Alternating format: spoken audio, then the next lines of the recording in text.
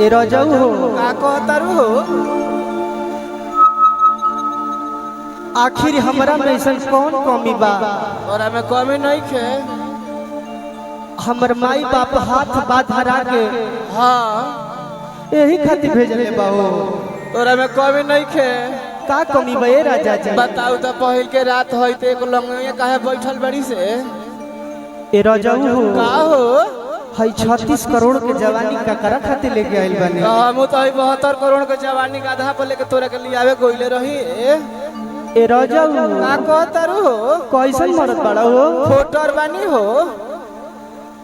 और अतिया अपना मर्दा से कह दिया अरे का कहतिया हो।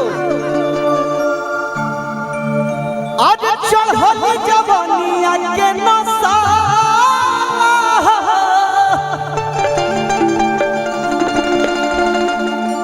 आज चढ़ल जवानिया के नशा जय जीवन ढोनु हमर सुघर सजाना भातार हो कि हो तैयार हो दादा। अछाई के नचनिया से फसला अरे बड़ी बाउल बहू हमर सुघर सजाना तनी अच्छा लागत हो के तनी ताली बजा के मीठा मीठा ताली आ तनी कुछ बजा दो कदम भैया।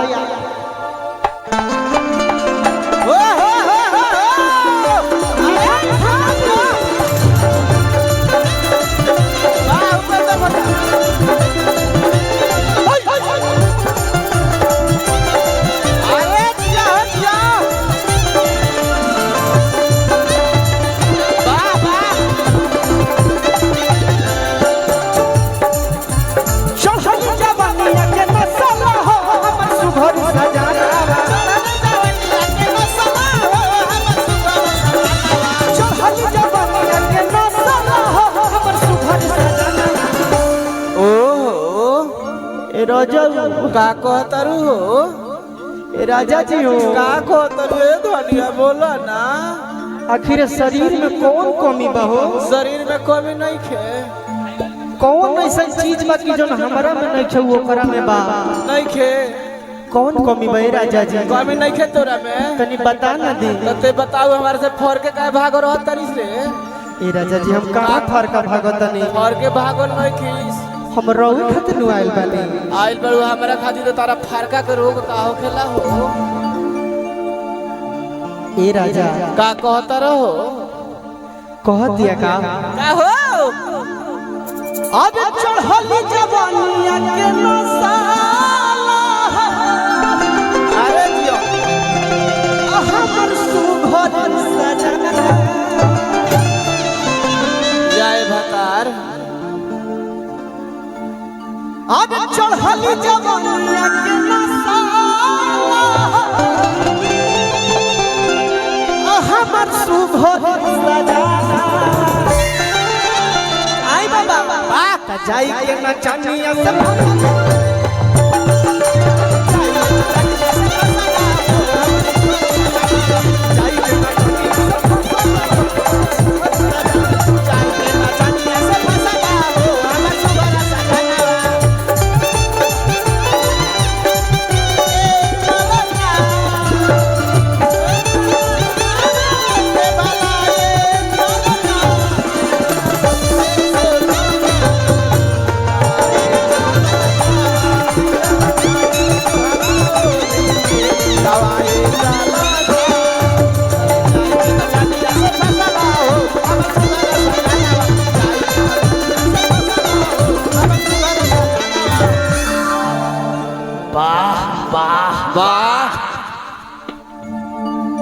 और अतिया कहतिया का अरे का कहतिया हो। इतने हो बैठो बैठ और अतिया कहतिया का कहतिया हो। राजा भैया तनी देसीला नारी से बैठ। हाँ मेहरारू तनी बन जा। देसीला नारी हो कि कुदारी हो। बहुत बहुत धन्यवाद राजा भैया। हाँ बहुत पुरस्कार फजरे दे देम लेकिन को बहुत बहुत स्वागत अभिनंदन। हाँ मायरा और पद प्रतिष्ठा बनौले रखस। हाँ हो औरतिया कहतिया का अरे का कहतिया हो कि शादी के राते भइल बा घाटे और काहे तू कोइला ऐसा हो और नहीं हटे जावन मिलल बातावन आजा के उड़इला ऐसा जा तारू फर तने ताली बजा के भैया अगर अच्छा लागत हो तो आओ। अरे शादी के राते भाई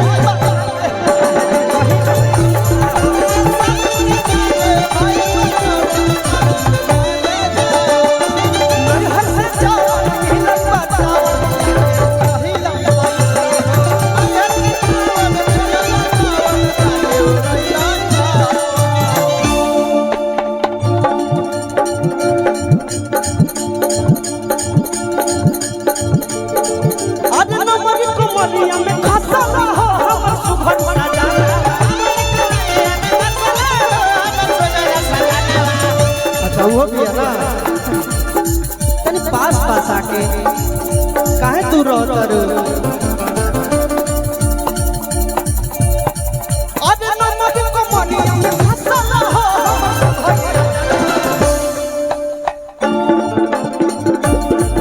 अरे जाई के नचनिया से फसला हमर सुखर साजा जाई के नचनिया से फसला हो हमर सोनर सजाई जाई के नचनिया से फसला हो हमर सुखर साजा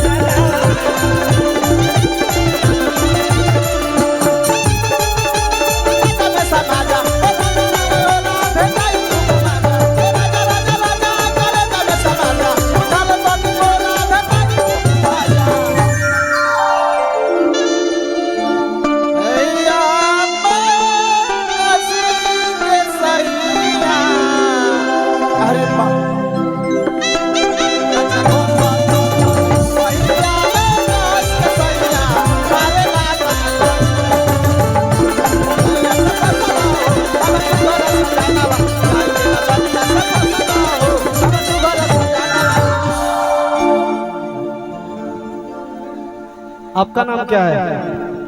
नैना। नैना के कर ले बुबई ना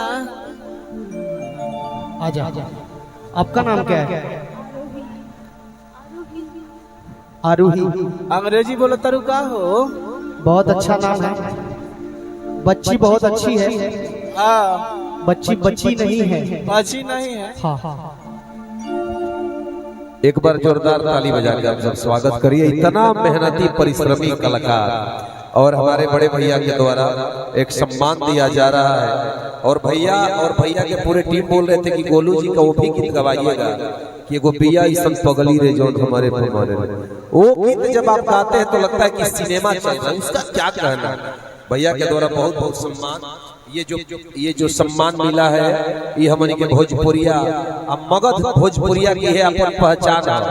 कहल गई बा कि धोती कुर्ता रही जब माथ पे पगड़िया वो करे के बुझले खांटी भोजपुरिया फटहा पुरान से जना तनिको लजाला गमछा के गरबा में लपेट लेला माला आ चले तो गोड़वा ले कपड़ा तो कुड़ी धुरिया वो करे के बुझले खांटी भोजपुरिया। भोजपुरी के अपन पहचान अंग वस्त्र अपनी डायनेमिक सिंगर प्रिय भाई गोलू गोल्ड जी। हर कलाकार का हर शिक्षक का पढ़ाने का अपना शैली होता है। हर कलाकार का गाने का अपना शैली होता है। अपने शैली में परफेक्ट हमारे प्रिय भाई गोलू गोल्ड जी दे रहे हैं अभी। इसके लिए यदि आपको ये आभास हो रहा है कि कार्यक्रम हम दिल से सुन रहे हैं और कार्यक्रम हमारे हृदय को छू रहा है, कार्यक्रम अच्छा चल रहा है, तो एक ताली बजा के संकेत कर दीजिए हम लोगों को ताकि हम लोग हौसले में रह गए। औरतिया कहलस का हो आयुषी नैना ओके